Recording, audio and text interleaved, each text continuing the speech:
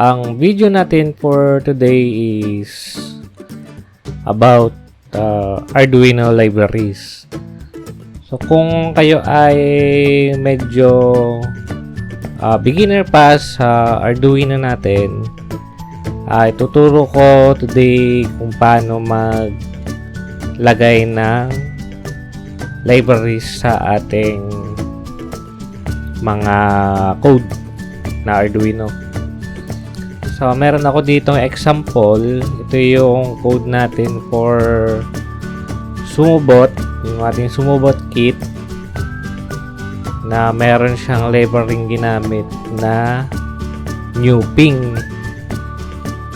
So kung ikaw ay babago lang sa Arduino at in-install mo yung ating Arduino IDE, kapag kinopy mo tong code natin dito at kinompile mo,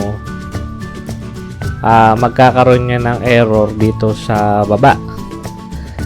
Dito sa akin hindi na to magkakaroon ng error since meron na akong Newping na library.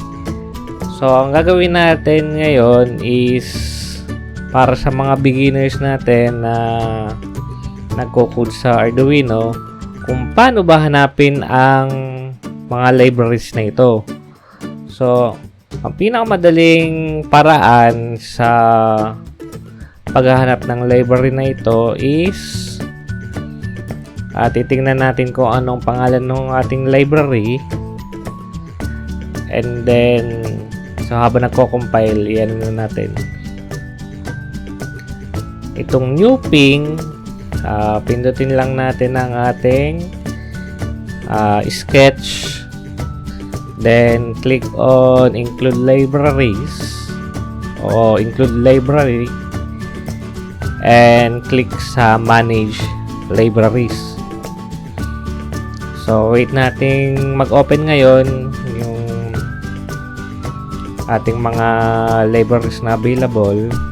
So dapat nakakonect kayo sa inyong internet kasi sa net ito kumukuha ng mga available na libraries dito sa ating Arduino. Since ang ating Arduino ay open source, so meron ditong mga programmer na nag-upload ng kanilang libraries.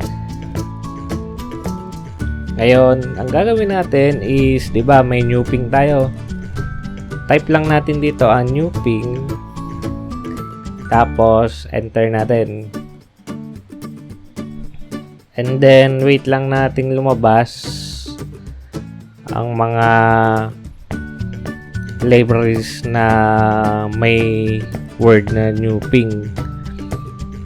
So dito sa mga lumabas na mga libraries na available, hanapin niyo yung kapangalan nung included na library.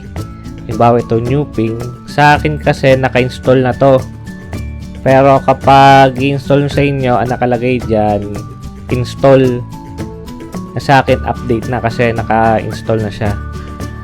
So one thing din is kapag medyo nagluloko yung inyong mga sensors at gumagamit siya ng libraries, pwede nyo siyang i-update sa latest version nyo. So ngayon hindi ko pa i-update ito kasi hindi naman ganong nagluloko pa yung aking ultrasonic na sensors. So hayaan ko muna na siya na ganito. Ngayon pag na-install nyo yan, i-close nyo lang ito, then i-close nyo muna ang inyong Arduino IDE, then reopen nyo yung inyong Arduino IDE. Ngayon pag kinompile nyo yung file, yung code nyo, dapat mag-compile na ng with no errors ang inyong code. So ganun lang ang paghahanap ng mga libraries dito sa ating Arduino IDE. Meron namang instance na merong mga library na hindi na siya available, na kailangan yung hanapin mano-mano yung file niya na i-copy paste nyo doon sa library folder ng ating Arduino. Pero most of the time, yung mga common nating mga ginagamit, for example, itong new ping, readily available naman yan sa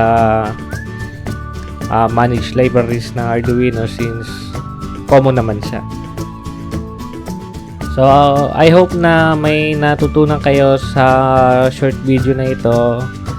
And if you like the video, please like and subscribe to our channel for more tutorials and updates.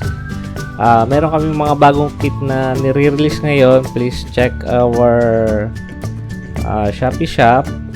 Pwede nyo ring i-check sa aming Facebook page kasi nagpo-post kami doon ng iba't ibang kits for STEM and engineering courses. So, okay na muna. Bye-bye muna sa inyo.